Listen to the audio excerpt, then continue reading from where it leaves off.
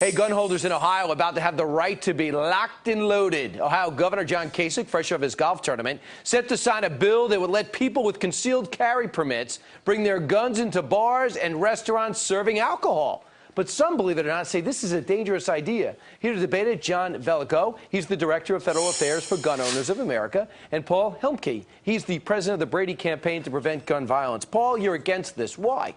I think putting more loaded guns in more places and mixing that with liquor, like in football stadiums and baseball stadiums, and then forcing private business owners to have to accept this, or at least have to take affirmative action to stop it, I think that's ridiculous. It's more guns don't make us safer. Loaded guns don't make us safer. I was a mayor for 12 years. I've seen police make mistakes. When you let people that really haven't had the training and don't have the responsibility necessarily to do this, I think it puts us all at risk. The rest of us ought to know when these sort of things are happening. Hey, John, has he persuaded you?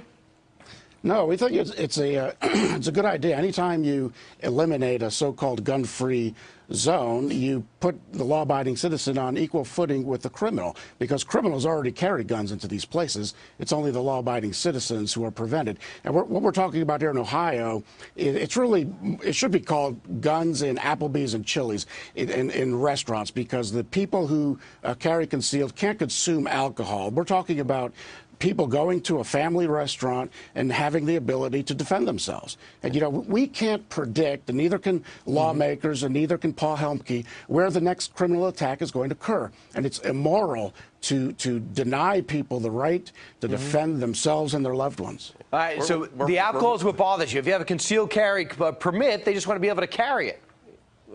Part of the problem here is that a lot of states don't really do a very good job in issuing concealed carry permits. In the last 4 years, concealed carry permit holders have murdered at least 309 people in this country, including 11 police officers, 18 mass shootings. And what we're talking about here is not just Applebee's. We're talking about go to the Browns game, go to the Bengals game. And maybe folks don't get upset when they're playing the Steelers. Maybe they don't get upset with the referees. But when you combine alcohol in this setting with people with loaded guns, I think you're asking for in a country this big, we will say only 8 states don't allow it, and 22 states directly allow guns in bars and restaurants.